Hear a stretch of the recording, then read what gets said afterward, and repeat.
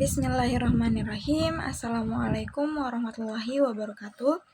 Perkenalkan, nama saya Dela Fauzia. Saya dari kelas 4 PIC dengan NPM 23106311 Tujuan saya membuat video ini untuk menyelesaikan ujian akhir semester mata kuliah Filsafat Pendidikan dengan dosen penguji Dr. Iqbal Amar Muzaki, MPD. Langsung saja, pertanyaan yang pertama. Demokratisasi pendidikan kerap dianggap sebagai jalan menuju keadilan dan kesetaraan belajar. Analisislah bagaimana prinsip demokratisasi pendidikan dapat diterapkan dalam konteks pembelajaran pendidikan agama Islam di sekolah umum. Lalu evaluasilah tantangan utama dalam penerapannya di era digital saat ini. Prinsip-prinsip demokratisasi pendidikan ini seperti aksesibilitas, partisipasi aktif, kesetaraan, dan penghargaan terhadap keberagaman dapat diterapkan dalam pembelajaran pendidikan agama Islam di sekolah umum melalui berbagai pendekatan. Salah satunya adalah dengan berdiskusi dan memahami nilai-nilai Islam secara terbuka dan kritis. Pendekatan ini memungkinkan siswa untuk mengembangkan pemahaman yang lebih mendalam tentang ajaran Islam dan relevansinya dalam kehidupan sehari-hari. Nah, di era digital saat ini, penerapan prinsip-prinsip tersebut menghadapi beberapa tantangan. Salah satunya adalah kesenjangan digital, di mana tidak semua siswa memiliki akses yang sama terhadap teknologi dan internet, yang dapat menghambat partisipasi aktif dalam pembelajaran daring. Selain itu, literasi digital yang rendah di kalangan guru dan siswa dapat mengurangi efektivitas penggunaan teknologi dalam pembelajaran PI ini. Nah, tantangan lainnya termasuk distraksi dari media sosial dan penyebaran informasi yang tidak valid, yang dapat mempengaruhi pemahaman siswa terhadap ajaran Islam. Nah, untuk mengatasi tantangan tersebut, diperlukan upaya kolaboratif antara pemerintah, sekolah, guru, dan masyarakat. Pemerintah dapat menyediakan infrastruktur teknologi yang memadai dan pelatihan bagi guru untuk meningkatkan literasi digital mereka. Sekolah dapat mengembangkan kurikulum PAI yang adaptif dan relevan dengan konteks digital, serta mendorong penggunaan media digital yang interaktif dan edukatif. Nah, guru dapat memanfaatkan teknologi untuk menciptakan pengalaman belajar yang menarik dan bermakna, serta membimbing siswa dalam menggunakan teknologi secara bijak dan sesuai dengan nilai-nilai Islam. Dengan ini, prinsip-prinsip demokratis pendidikan dapat diterapkan secara efektif dan dalam pembelajaran PAI di sekolah umum, meskipun dihadapkan dalam tantangan era digital melalui pendekatan yang inklusif, partisipatif, dan adaptif terhadap teknologi. Pembelajaran PAI dapat menjadi sarana yang efektif untuk membentuk karakter dan moral siswa sesuai dengan ajaran Islam. Ya, selanjutnya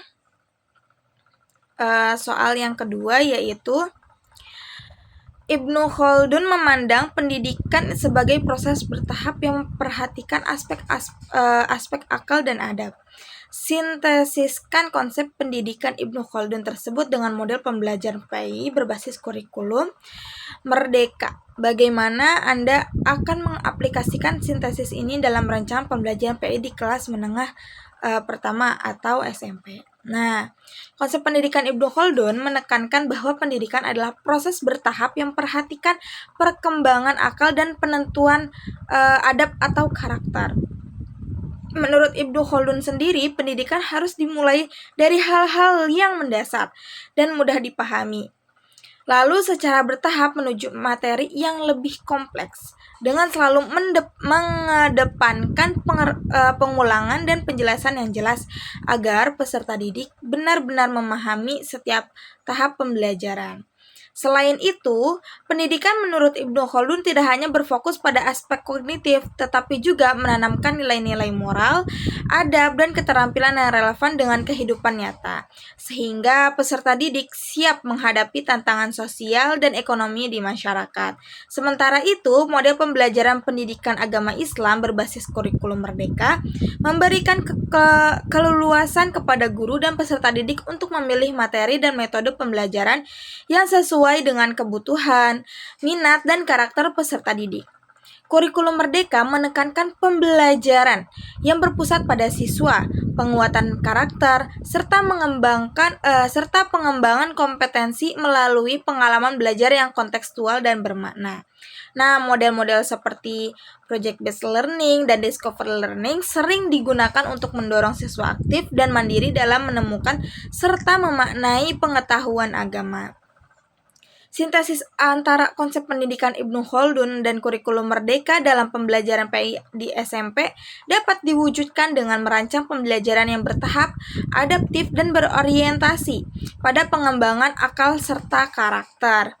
Guru dapat memulai pembelajaran dengan pengenalan konsep-konsep dasar keislaman secara sederhana, lalu secara bertahap dengan memperdalam materi dengan diskusi, proyek, dan refleksi yang relevan dengan kehidupan sehari-hari siswa.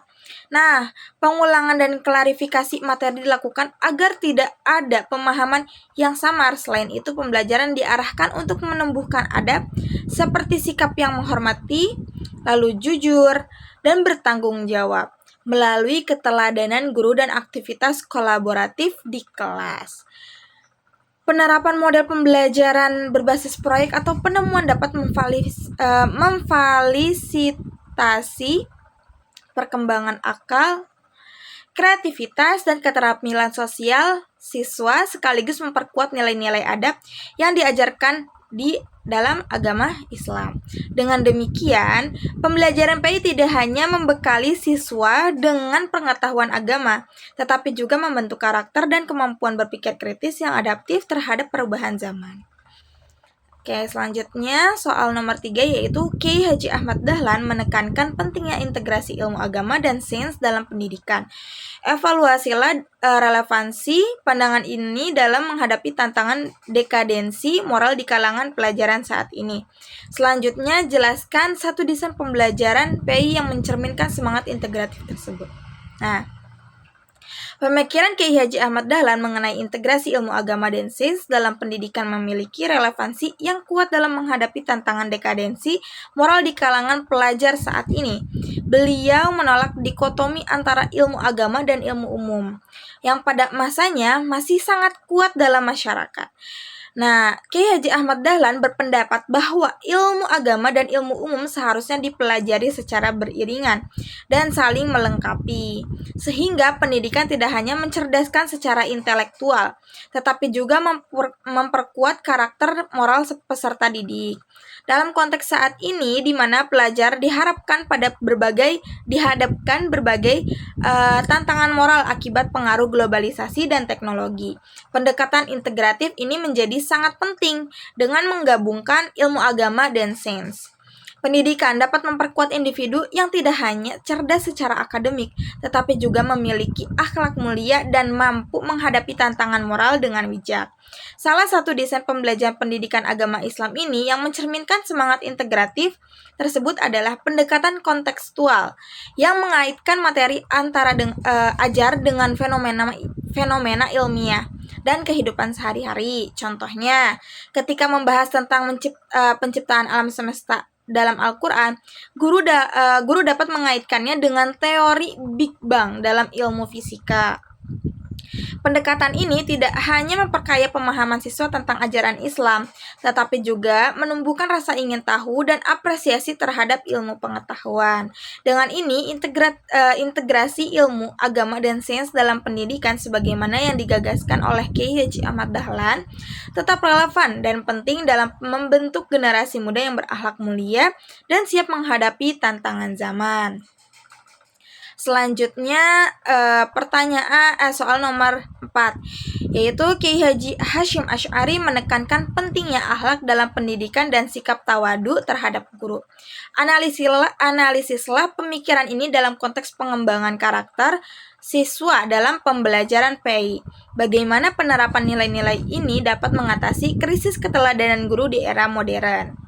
Nah, pemikiran Kiai Haji Hashim Asy'ari menempatkan akhlak sebagai inti dalam pendidikan dengan menekankan khusus pada sikap tawadu atau kerendahan hati terhadap guru sebagai fondasi pembentukan karakter siswa dalam pembelajaran pendidikan agama Islam ini. Dalam kitabnya Abdul Alim wal Muta'alim, Kiai Haji Hashim Asy'ari mengajarkan bahwa sikap tawadu merupakan sikap hati yang merendahkan diri di hadapan Allah Subhanahu wa taala dan manusia, yang mencakup tidak merasa lebih tinggi dari orang lain serta tidak menonjolkan diri. Sikap ini wajib dimiliki oleh guru dan murid agar proses pendidikan berjalan efektif dan penuh berkah. Murid yang tawadu akan menghormati guru, mendengarkan dengan penuh perhatian dan tidak meremehkan meskipun sudah memahami materi. Sementara guru yang berakhlak mulia menjadi teladan yang menginspirasi siswa. Dengan ini, akhlak dan tawadu menjadi fondasi utama dan membangun karakter siswa yang berintegritas,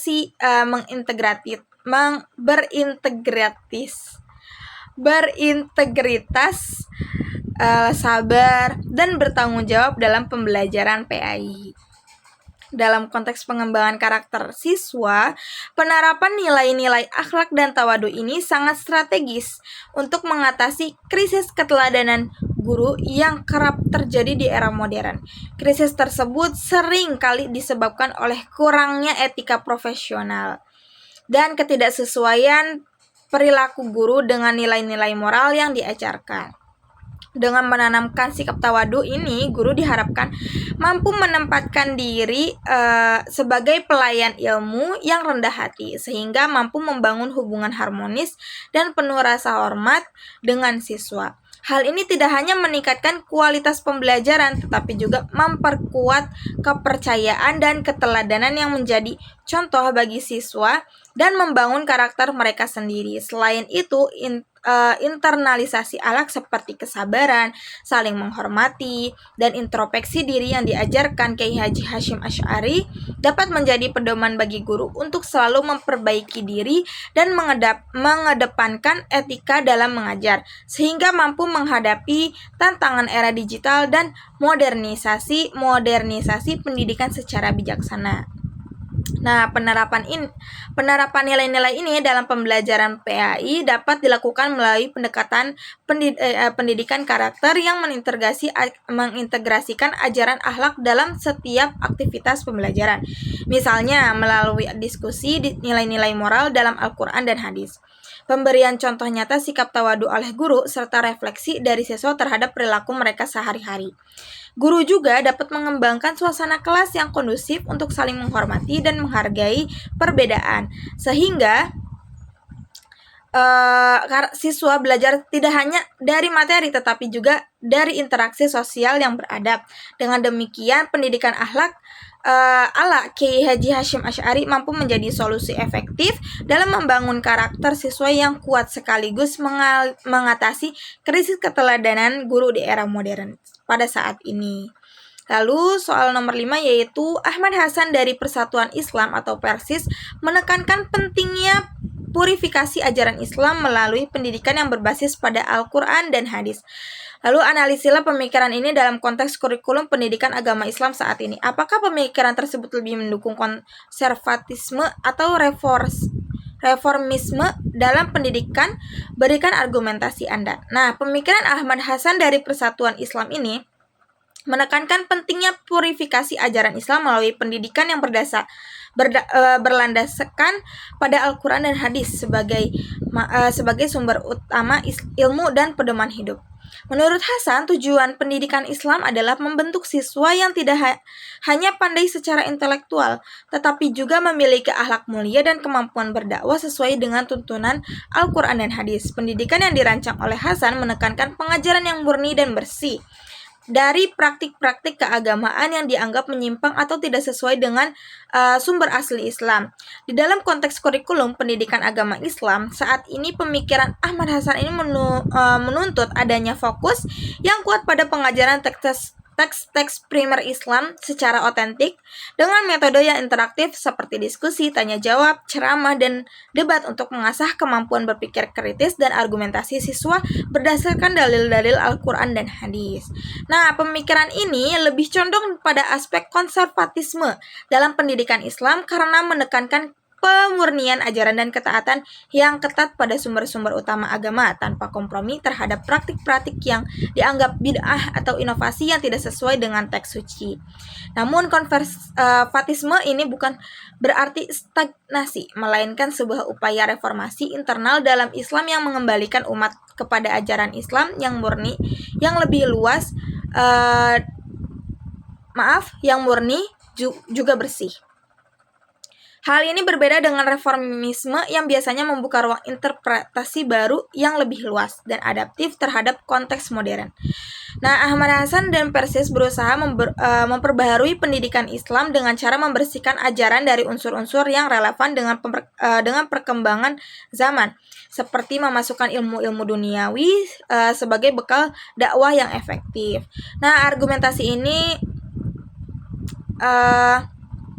kajian historis tentang konsep pendidikan Persis mengungkapkan bahwa Ahmad Hasan merancang kurikulum yang mengintegrasikan ilmu agama dan ilmu duniawi sebagai bagian dari upaya pembaruan pendidikan Islam yang tetap berpegang pada prinsip purifikasi ajaran. Pendekatan ini menunjukkan bahwa pemikiran Ahmad Hasan menempatkan dirinya dalam spektrum konservatif yang berorientasi pada reformasi internal melalui pendidikan yang berlandaskan pada sumber otentik Islam. Lalu soal yang keenam yaitu ontologi, epistemologi, dan aksiologi merupakan 3 pilar dan dalam filsafat pendidikan Islam. Buatlah sintesis hubungan antara ketiganya lalu analisislah bagaimana ketiganya dapat digunakan sebagai landasan dan menyusun visi dan misi program studi pendidikan agama Islam. Nah, ontologi, epistemologi, dan aksiologi merupakan 3 pilar utama dalam filsafat pendidikan Islam yang saling berkelindan dan membentuk fondasi filosofis yang utuh dalam pengembangan ilmu, dan praktis pendidikan, termasuk dalam konteks program studi pendidikan agama Islam. Nah, ketiganya bukanlah entitas yang terpisah, melainkan berhubungan erat satu sama lain. Ontologi dalam pendidikan Islam menjelaskan hakikat keberadaan manusia, ilmu, dan realitas yang semuanya berakar pada pandangan bahwa manusia adalah makhluk ciptaan Allah yang diberi amanah sebagai khalifah di bumi. Hal ini mengarahkan visi program studi untuk mencetak pendidik yang memahami hakikat manusia secara utuh dan mampu memfasilitasi pengembangan fitrah peserta didik dalam secara dimensinya. Epistemologi menelaah bagaimana pengetahuan diperoleh, dikembangkan, dan divalidasi dalam Islam. Sumber pengetahuan utama adalah wahyu, yaitu Al-Quran dan Sunnah, akal, dan pengalaman empirik yang berjalan dalam harmoni.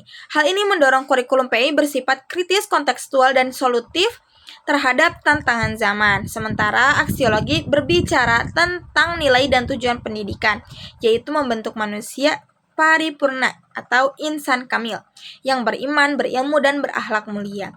Misi program studi tidak hanya berfokus pada kompetensi kognitif, tetapi juga pada kompetensi moral dan sosial peserta didik. Sebagaimana